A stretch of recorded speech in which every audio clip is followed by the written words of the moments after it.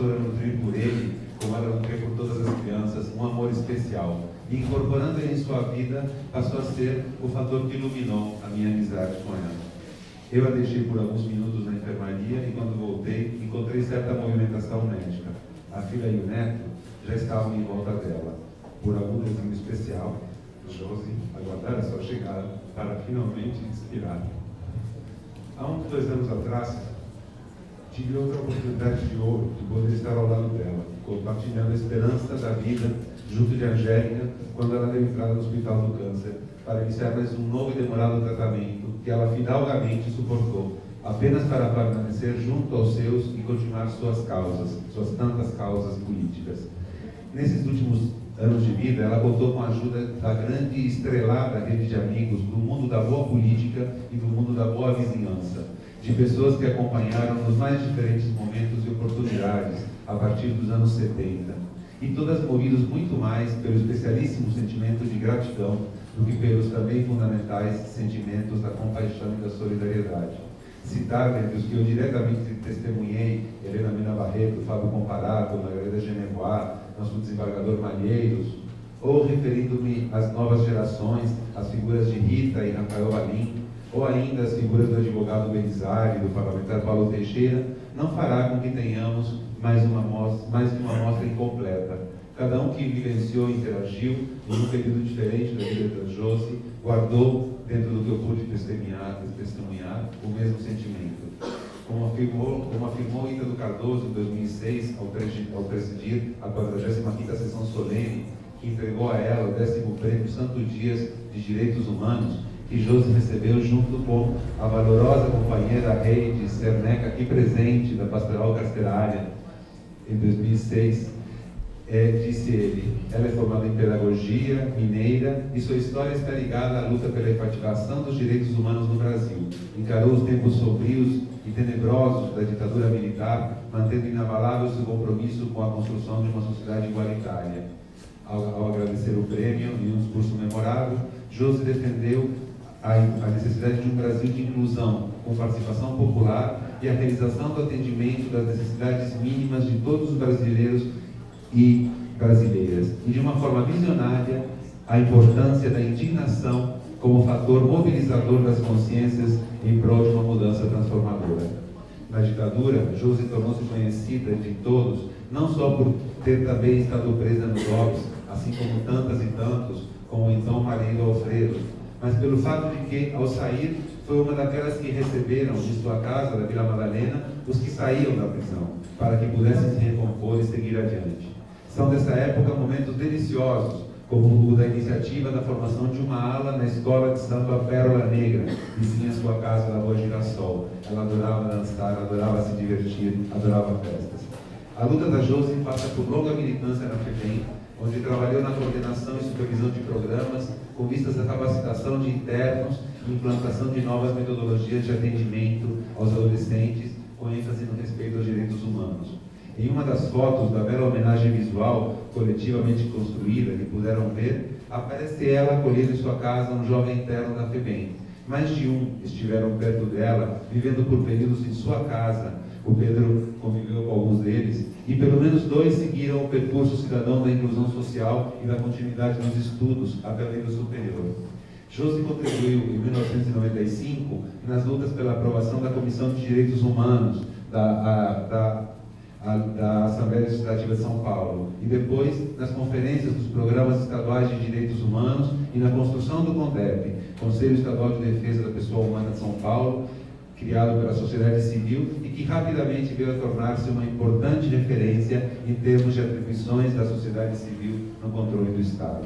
Josi foi secretária executiva do Conselho, tendo relevante atuação no acompanhamento de programas de direitos humanos nacionais e internacionais. Mais adiante, já adentrado no novo século, Josi juntou-se ao rol daqueles que militaram junto às mais de 440 entidades reunidas em torno do movimento Pró-Defensoria, como já foi aqui citado pelo próprio Renato. Pró-Defensoria Pública, a luta da qual ela se orgulhava especialmente.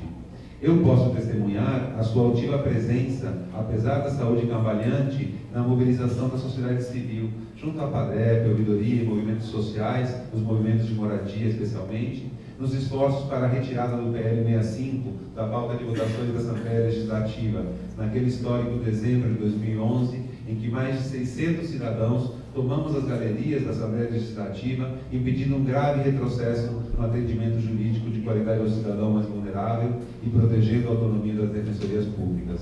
Eu e Josi lá estávamos convocados por nossa atual ouvidora, Luciana Zappaloni.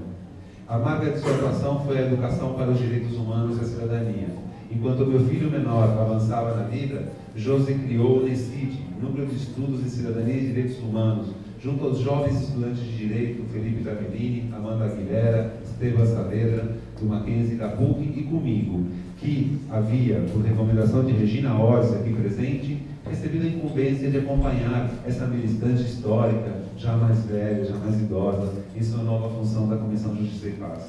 Lá fizemos um curso na PUC de Cidadania e Direitos Humanos, com nomes como José de Damião Trindade, Malheiros, Flávia Schilling e Maria Vitória Benevides. Foi o embrião para a parceria da Comissão Justiça e Paz com a Escola de Governo. A marca distintiva desse curso foi juntar militantes de base dos movimentos sociais e alunos das universidades privadas.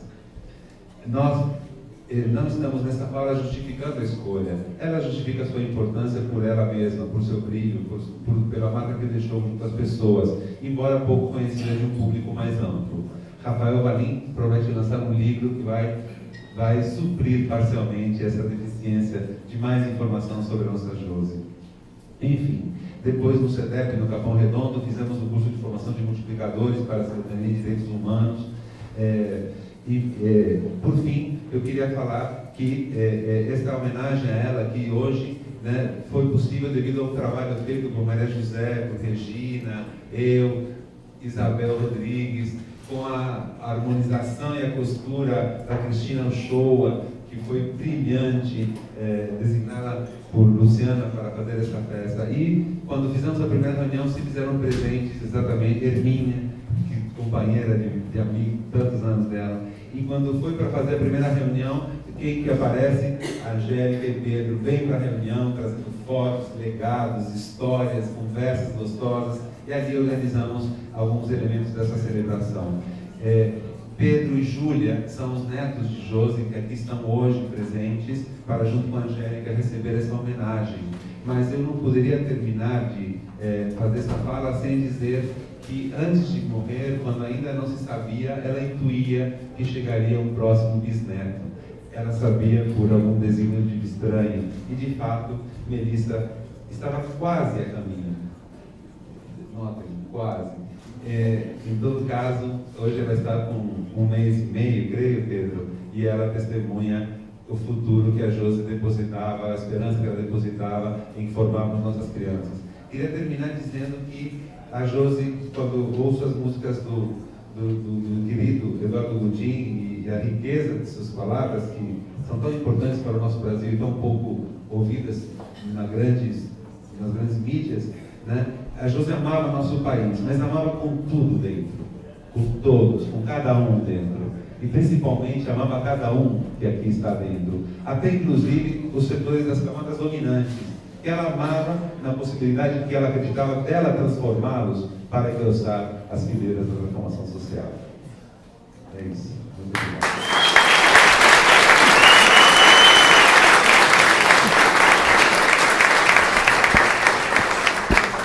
Eu convido então, neste momento, a Angélica Bacelar, a filha de Josefina Bacarista, para receber uma singela homenagem pelas mãos de Eduardo Gudim.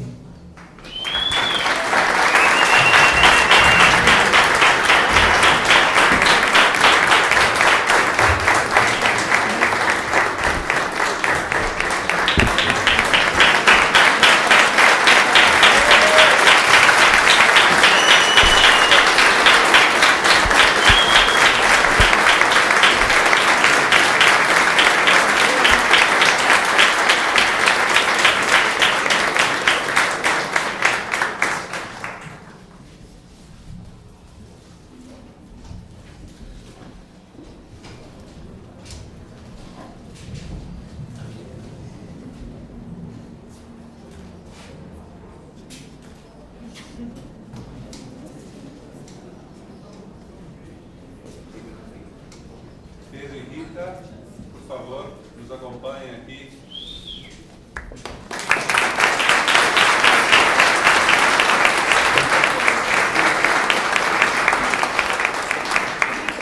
Rita. O protocolo já está quebrado, então só você Vem cá, aqui. Rita. É você mesmo. Meu Deus, eu peguei lá.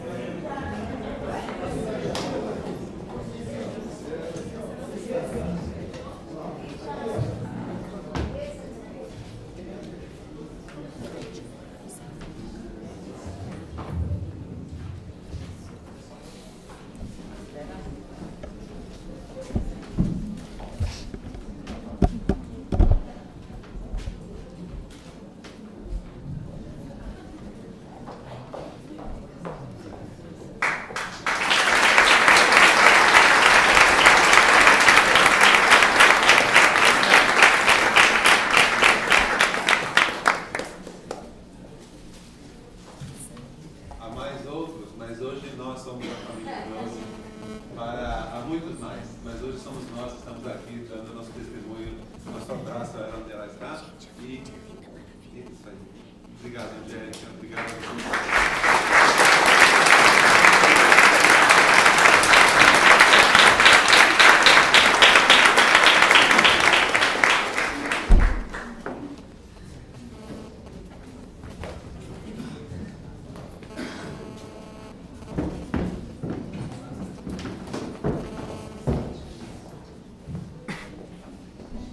Antes de dar continuidade, mais um agradecimento.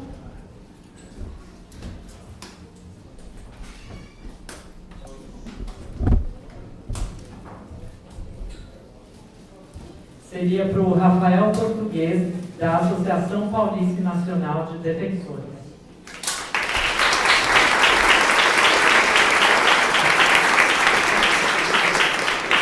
Bom, então agora sim passamos ao momento mais esperado dessa noite. É ele que agora a gente vai dar início à entrega do 6º prêmio Justiça para Todas e Todos, Josefina Bacarista, em suas 3 categorias. Categoria Órgão da Defensoria Pública, o prêmio vai para Unidade Franca, pelo conjunto de ações em defesa dos direitos da população em situação de rua na cidade, quando a polícia iniciou uma onda de abordagens e registros de boletins de ocorrência, invocando a contravenção penal de vadiagem.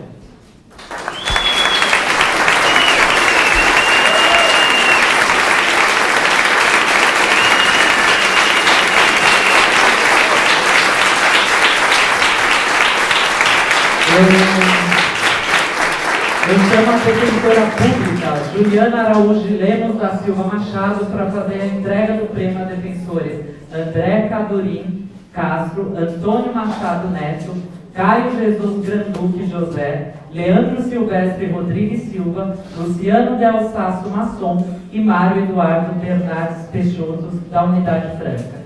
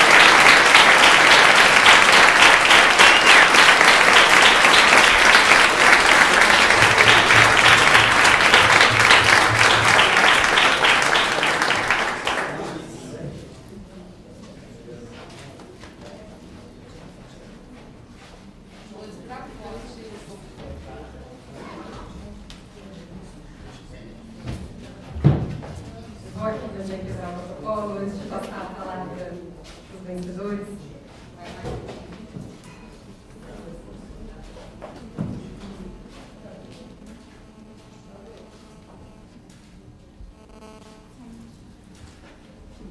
Vou fazer aqui a leitura de uma carta que foi encaminhada pelo padre Júlio Lancelotti aos defensores públicos de Franca. Manifesto minha admiração, respeito e que estenda a defensores como vocês que saibam honram a dignidade humana. Com muito estima e afeto, padre Júlio Lancelotti.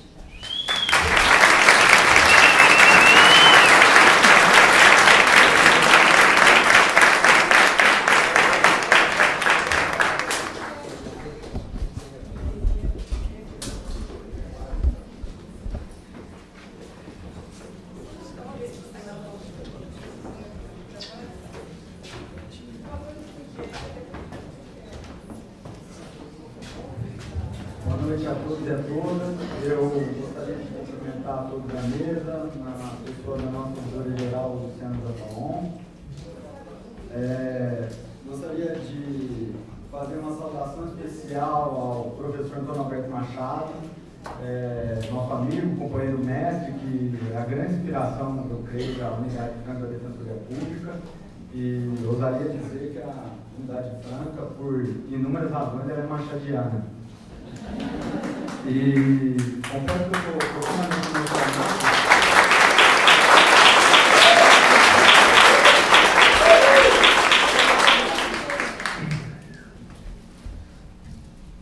Mas vamos lá.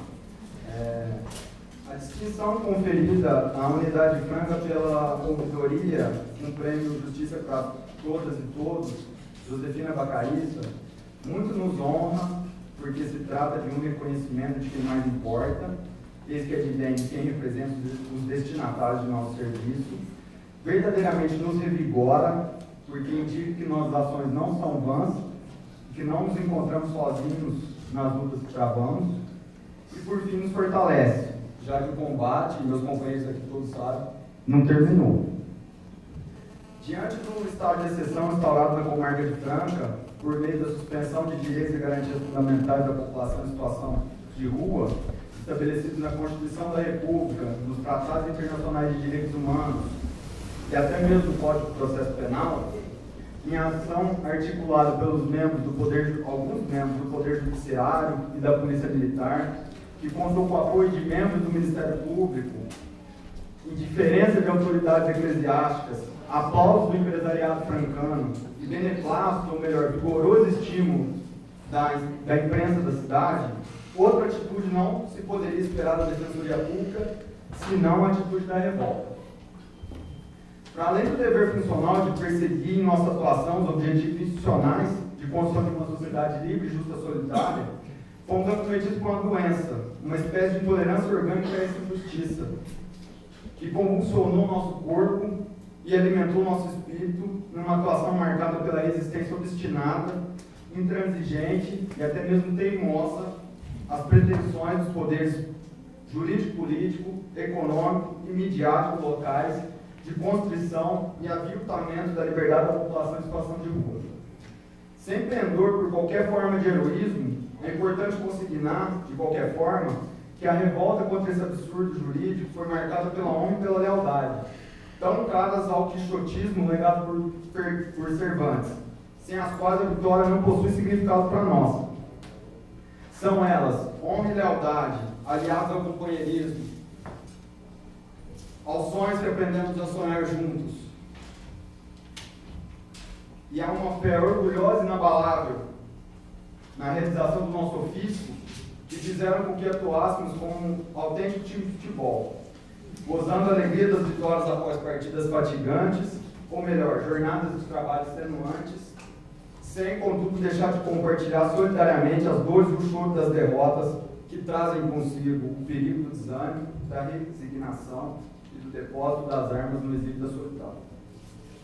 Para além da honra, da lealdade, do companheirismo, do compartilhamento de sonhos e da fé orgulhosa do nosso ofício, a fidelidade às pessoas em situação de rua e a tudo que elas representam sustentou integralmente nosso trabalho. Isso porque as pessoas em situação de rua são as autênticas guardiãs da liberdade na sociedade contemporânea. Com efeito, são elas que escancaram as contradições do liberalismo e a hipocrisia da moral burguesa, que anunciam universalmente direitos nos textos jurídicos e só entregam-nos aos consumidores encontrados de compra e venda no mercado. São essas pessoas, esses companheiros, que denunciam a injustiça da sociedade capitalista, cuja riqueza socialmente produzida é apropriada de maneira obscena por uma minoria de incautos.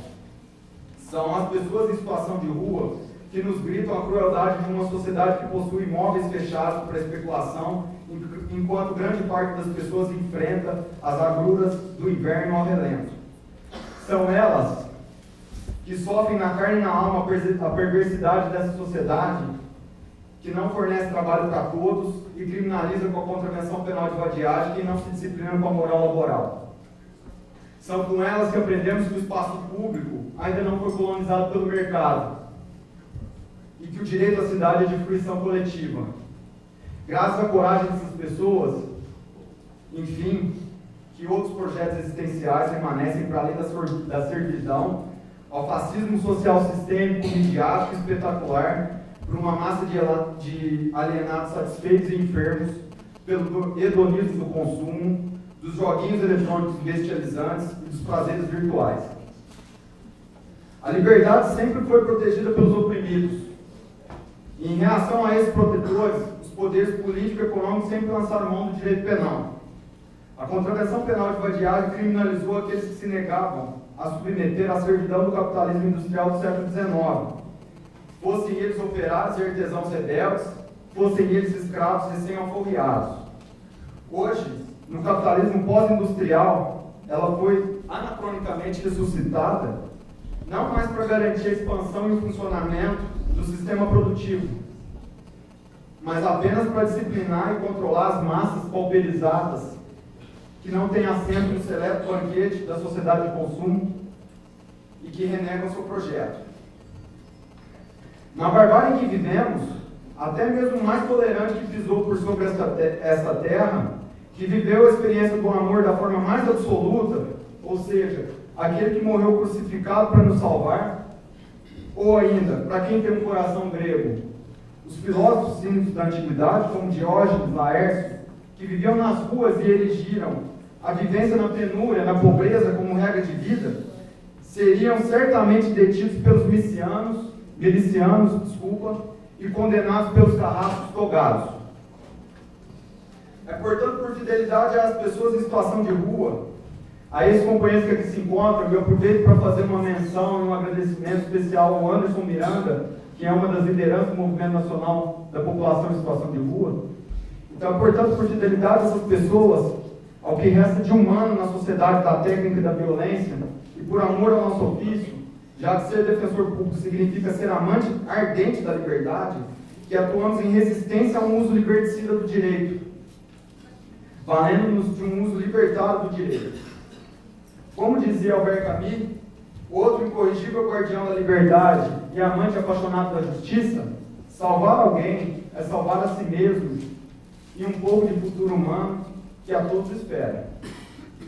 Se deixássemos detê-las, constrangê-las e oprimi-las, nossa liberdade estaria ameaçada e certamente eles nos iriam fazer falta, porque os amantes da liberdade não são tão numerosos e o mundo se tornaria mais obscuro ante a servidão fascista sistêmica em que vivemos.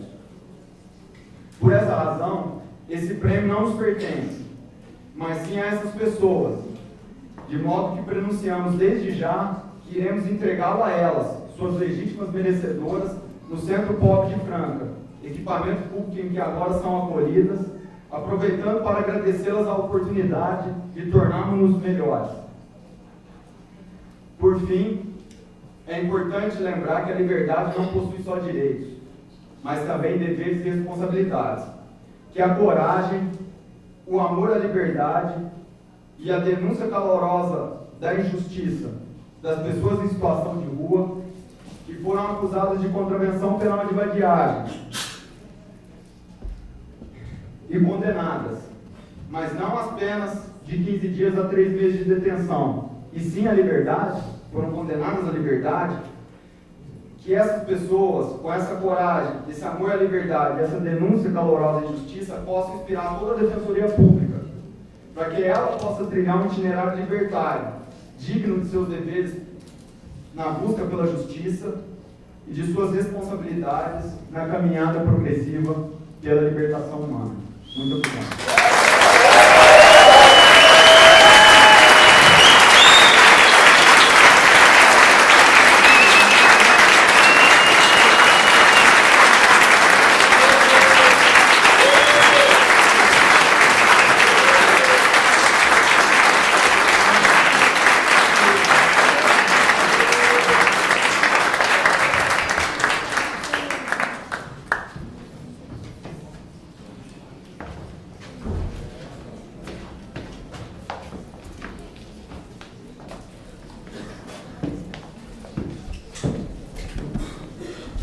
Parabéns. Vamos lá. Na categoria servidor e servidor, temos uma premiada. E é ela, Michele Rosa da Silva.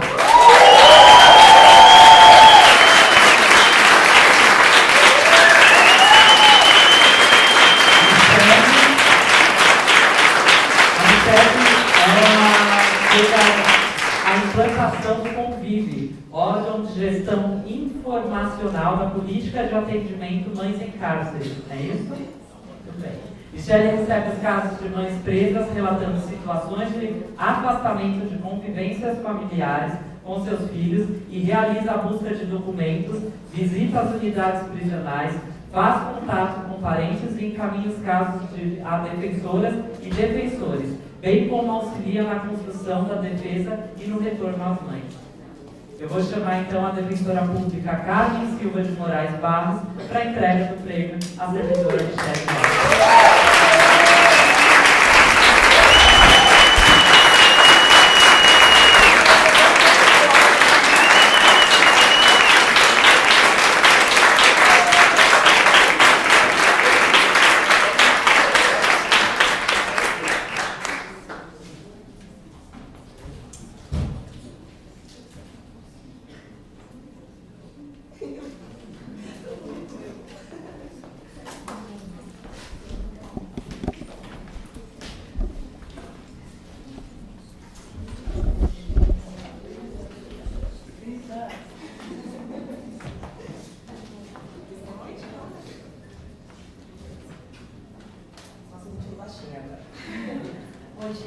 Bom dia.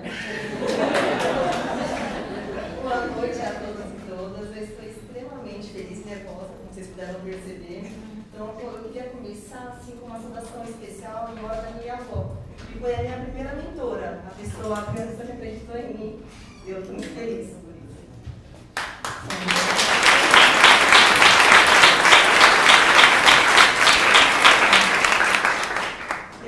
Não há palavras para descrever a emoção, a alegria que eu sinto de ter reconhecido um trabalho que eu adoro fazer. Não é nenhum esforço, muito pelo contrário. Esforço é até eu conseguir falar uma coisa para vocês agora.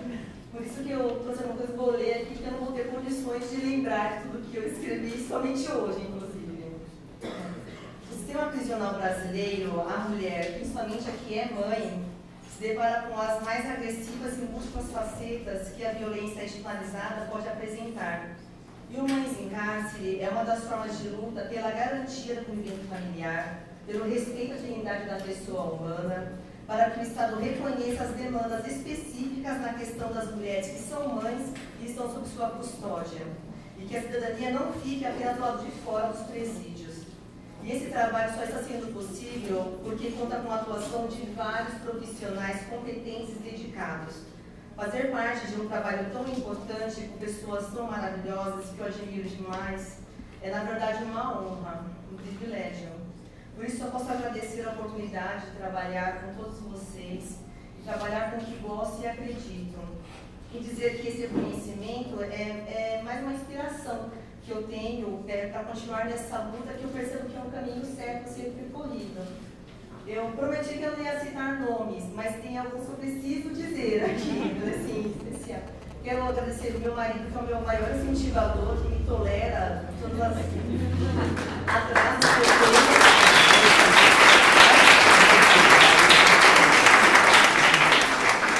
tenho. O Bruno, o famoso japonês, agora.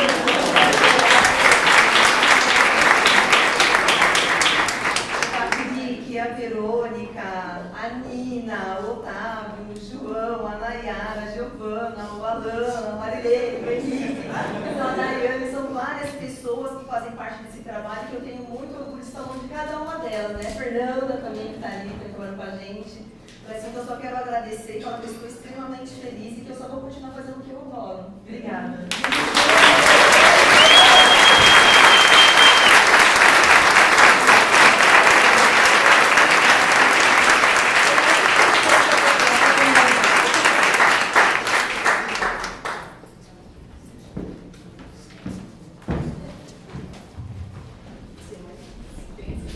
E na categoria Defensora e Defensor, o 6º Prêmio Justiça para Todos e Todas, Josefina Bacalissa, vai para Marcelo Carneiro Novaes.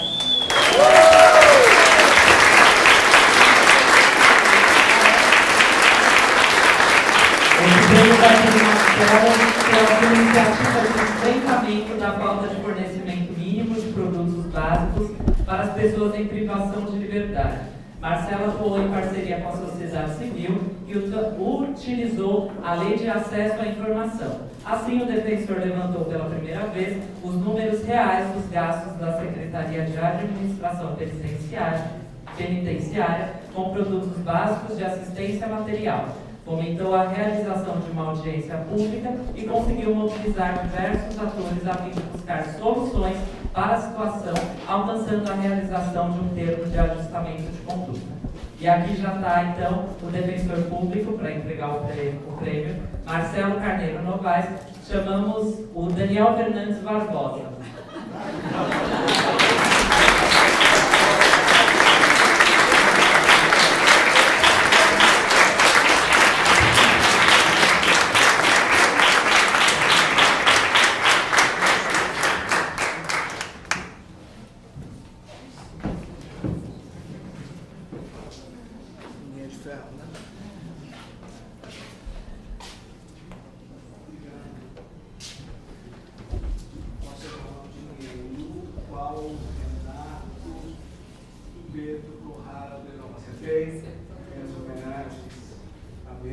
Professor Machado, professor Machado. Daí, professor Machado, meus agradecimentos, o senhor está sendo super importante. Não é só o pessoal de Franca que está se inspirando na construção de um direito crítico, de um direito emancipatório, de um direito popular. Esta está sendo a nossa bandeira diuturna da Defensoria Pública, inclusive com aguerridos combates internos, porque nós queremos construir um modelo de uma Defensoria Pública que lembre da sua origem que foi fruto de uma luta popular e que não possa esquecer para quem ela tem que direcionar o seu trabalho. Então, minhas homenagens está sendo de extrema importância, estamos conseguindo, aos poucos, dar uma fundamentação teórica a uma praxis que ficava completamente jogada por aí, baseado quase que unicamente no voluntarismo de alguns colegas.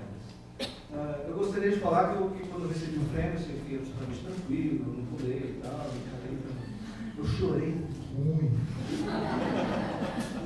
Chorei demais. Eu chorei mais do que o Renato De Vito quando os colegas da Defensoria não queriam ajudar as pessoas que trabalham com reciclagem, né, de lixo. Tivemos assim embaixo, igual como aconteceu na Defensoria, 2, 3 meses. O Renato tinha lágrimas naquela época, depois ele foi envelhecendo. Respondeu a Leite, a gente resolveu a pesquisa. Depois ele foi, o professor Machado pode explicar isso depois. A gente passou no discurso contra-hegemônico, mas a gente é muito. E chorei muito, porque eu chorei muito. Eu sei que um prêmio não tem nada assim, uma coisa pessoal, de puta, sou bom, não é isso. Quem está aqui nessa luta, está todo mundo aqui nessa luta, inclusive gente que não é defensor, que não é da área jurídica, sabe que a nossa satisfação é a luta. O objetivo é o caminhar. Ninguém está aqui com a satisfação pessoal para ganhar prêmio, a não ser que seja um caso absolutamente patológico. Nós já vi geladeira, da entrevista. Uma vez tinha um defensor que escreveu no livro que conseguiu reduzir o índice de criminalidade de Diadema em razão da atuação dele no jurídico. Imaginam o ego do gado, né? Parte da violência, botando gente na cadeia. Não é isso, acho que a gente não vai acabar com a justiça no mundo, a gente sabe. Esse prêmio é um lenitivo. Pura e simplesmente um bálsamo para almas sofridas nesses embates. Eu estou aqui há muito tempo que eu não vim aqui, eu curti um café da manhã, uma estadia de algumas horas, alguns dias aqui onde funcionava o prêmio do DOPS na década de 70, quando adolescente, dei muita volta do meu pai. Encontrei a doutora Michael na década de 80, no Vale do Paraíba, ela defendendo os metalúrgicos, e uma insurreição, parecia aquela colônia da época de solidariedade, pararam todas as fábricas do Vale do Paraíba. E naquela época eu era recém-formado, eu estava lutando contra o capital, então eu estava no sindicato dos metalúrgicos, tomando porrada, fazendo eleição sindical, a CUT estava nascendo, aquele embate, aquela loucura, e a doutora Michael defendendo o pessoal que tinha fechado os mensalistas da GM. E eu brigando em outra, naquela época tinha cabelo, 84, 85.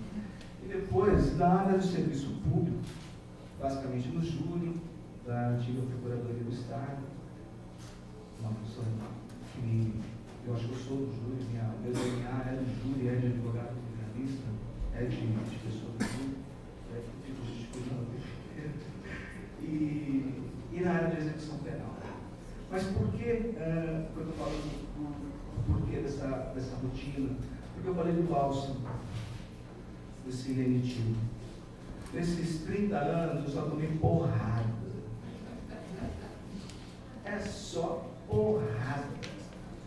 Eu tenho, inclusive fisicamente, eu tenho marca na canela de eleição sindical, lá daqueles caras que bate estaca, que vem de São Paulo para ganhar a eleição lá no. Deixa eu fazer a eleição sindical dos caras, as porradas, jogava.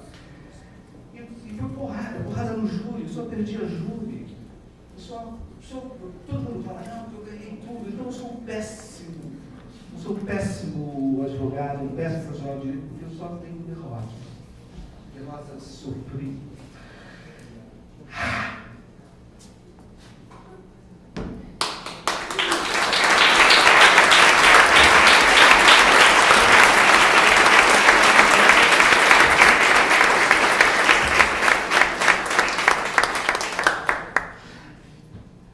Derrotas dolorosas.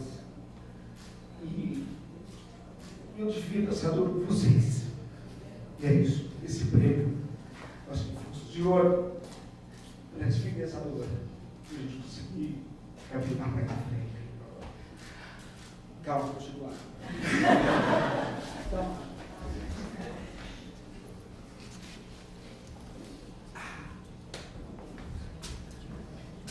primeiro isso, né? Onde a gente está indo?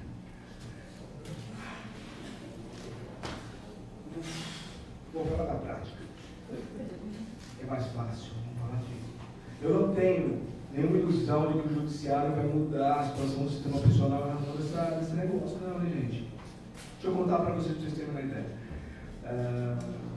Foi com base na lei de acesso à informação, foi solicitado para a SAP, quanto que vocês gastam disso, quanto vocês entregam, tal, descobrimos coisas absurdas. No CDP de Pinheiros, onde está o pessoal aqui, R$12 por ano com higiene e vestuário para os presos. Dá R$1 por mês. A Secretaria de Administração Penitenciária de Minas terceirizou por R$3.000, R$3.500 cada preso. Não vou nem falar quais foram as empreiteiras que ganharam os contratos para administrar 20, 25 mil, só de sempre, são as que estão jornais. Falando em privatização, o nosso ex-vice-governador, não sei se mais é vice-governador, como é que ele chama?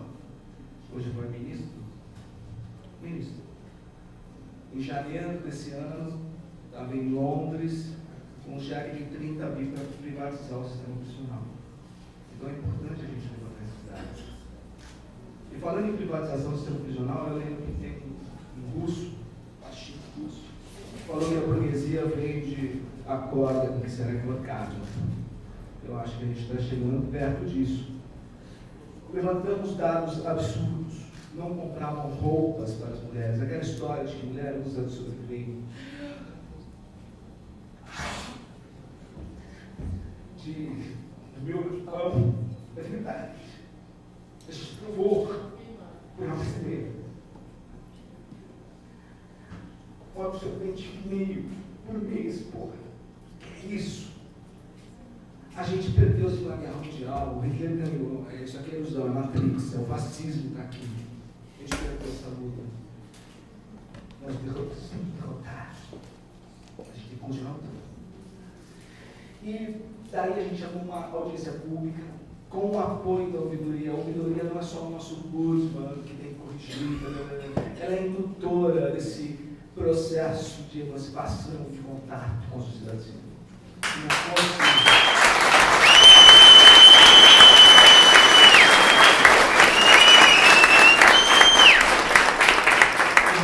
Pela atuação corajosa da Luciana e de colegas que saem fora da linha normal de atuação, que são os colegas do núcleo, nosso anjo japonês, Patrick e outros colegas, essa audiência possivelmente não teria saído. Nesse processo de descoberta, eu fui intimidado. Minha mulher não está aqui, mas eu posso falar, ela não sabia. Está aqui, ganhei um inquérito policial, você não sabia, mas sabia agora.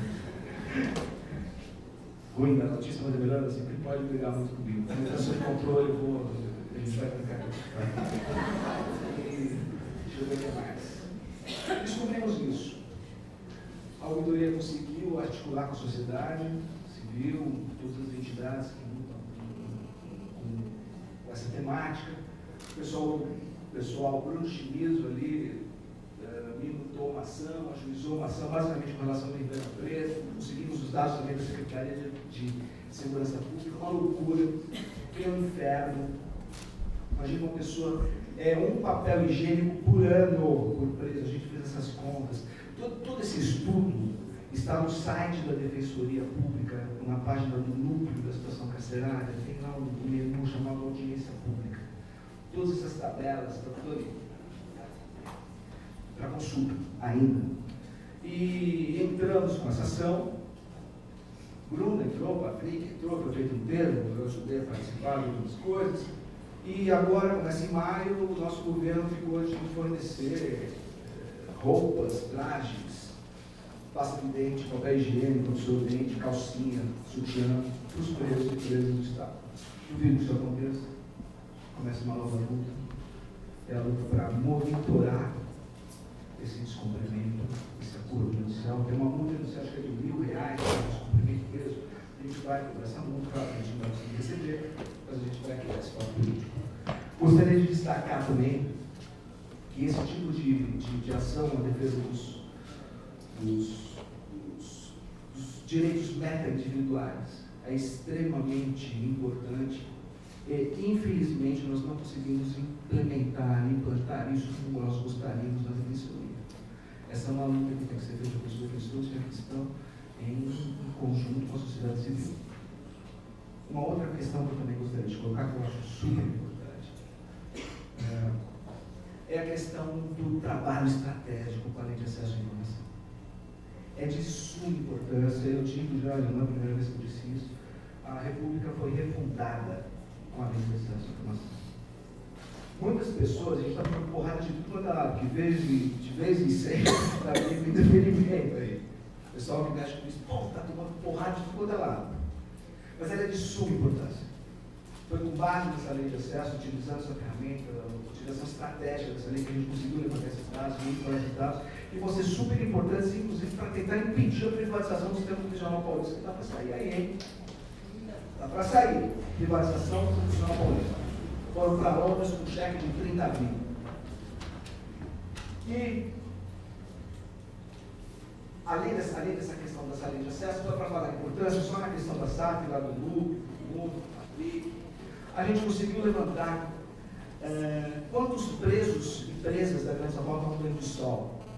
Porque a gente descobriu que tinha preso em Franco da Rocha que estava 4 anos trancado numa cela sem banho de sol. Mas só o pedido já estava assim. Branca com isso aqui. 4 anos. 4 anos. Eram as loucas do CDP feminino de Franco.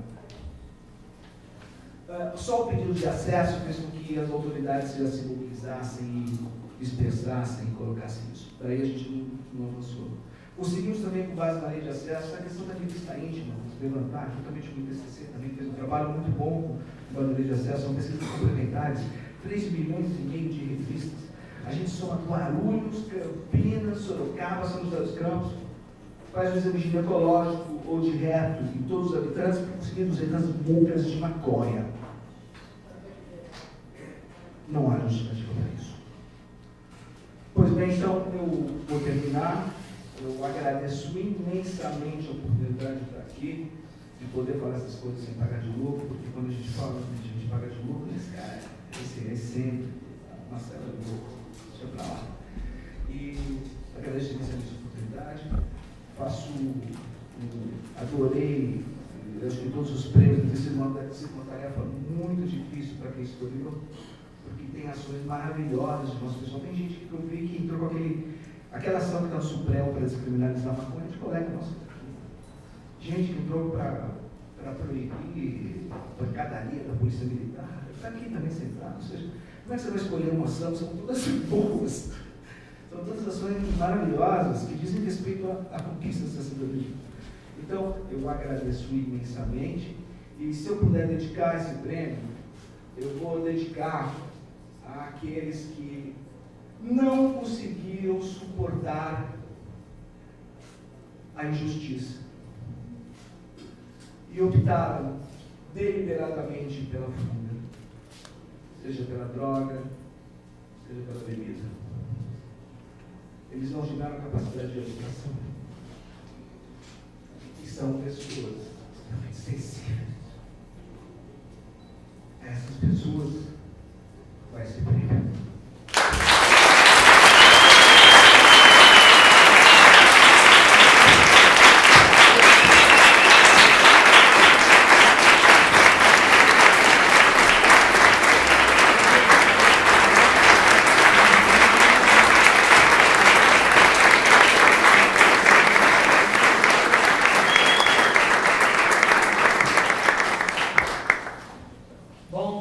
Damos então os parabéns a todas e todos que receberão a premiação e lembramos que hoje todos estamos em festa. Teremos agora alguns importantes pronunciamentos sobre o evento de hoje e vamos encaminhar a nossa solenidade para a parte final.